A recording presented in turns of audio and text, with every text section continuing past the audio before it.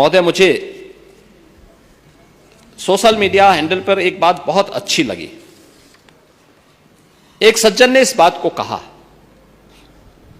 और उसने जो लोग महाकुंभ का विरोध कर रहे थे उनके बारे में उसने बहुत सटीक टिप्पणी की। उन्होंने कहा कि पिछले 1.5 महीने में आप वामपंथियों, समाजवादियों की बाल खगाल लीजिए, महाकुंभ को लेकर के विश्व भ्रमण के अलावा कुछ नहीं दिखेगा। गंदगी, अव्यवस्था, पर्यटकों की परेशानी के अलावा इनकी बजबजाती वाल पर दूसरी कुछ भी नहीं मिलेगा। लेकिन इन सब से इतर धरातल पर इनकी बजबजाती विचारधारा का कोई असर नहीं है। हज के दौरान अव्यवस्था से होने वाली सैकड़ों मौतों पर चुप्पी साध जाने वाले भारत के वामपंथी सेकुलर स्कॉलर महाकुंभ की भव्यता पर उल्टी करते नजर आए हैं। हर बार इनकी कोशिश महाकुंभ को बदनाम करने और फेल करने की रही, लेकिन ऐसे तमाम लोगों की मंशा को दरकिनार करते हुए करोड़ों लोगों ने आस्था की डुबकी लगा करके इनके जले पर नमक छिड़कने का ही काम किया है।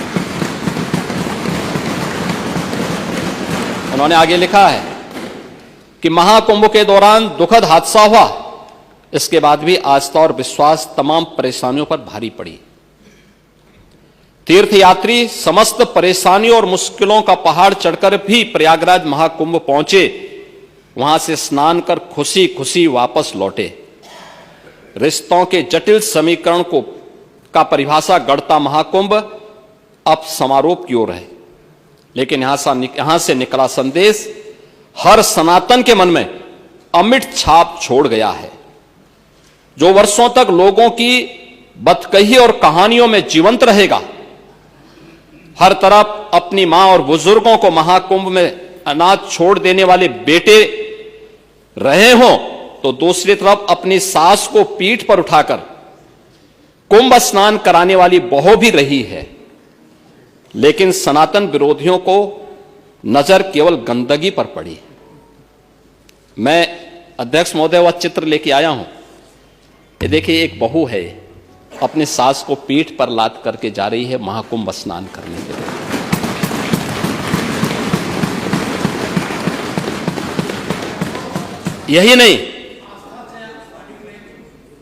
यही नहीं, आगे एक और बात कहते हैं। किसी ने सच कहा कि महाकुंभ में जिसने जो तलाशा उसको वह मिला। गिद्धों को केवल लाश मिली,